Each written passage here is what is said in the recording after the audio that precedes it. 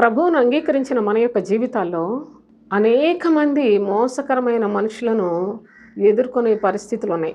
ఎందుకంటే ఈ లోక అధికారి మోసగాడు, అబద్ధికుడు. మనము ఈ లోకంలో నుండి వేరుపరచబడి ప్రభు యొక్క పిల్లలుగా బ్రతుకుతున్నాం.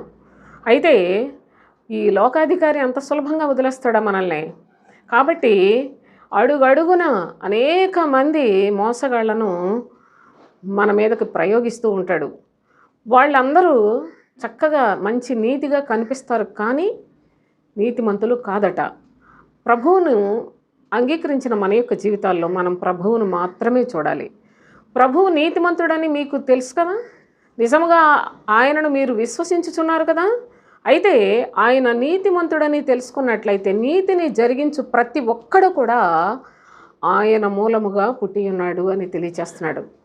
నీతిని జరిగించకుండా దుర్నీతి పరులైన వాళ్ళు అనేకులు లోకములో బోధకులుగా బయలుదేరిపోయారు. అనగా వారు ప్రభు మాటలు చెప్తారు, కానీ ప్రభు యొక్క జీవితాన్ని అనుసరించి జీవించరు, ప్రభువును వెంబడించరు సోదరులారా. కనుక అలాంటి వాళ్ళు మనలను మోసం చేస్తారు. వారి మోసములో మనం పడిపోకుండా ఉండాలంటే మీరు ప్రతి ఒక్కరిని కూడా పరీక్షించాలి. వీళ్ళు ప్రభువు మాటలే చెప్తున్నారా? ప్రభువును పోలి జీవించు వారిగా ఉన్నారా?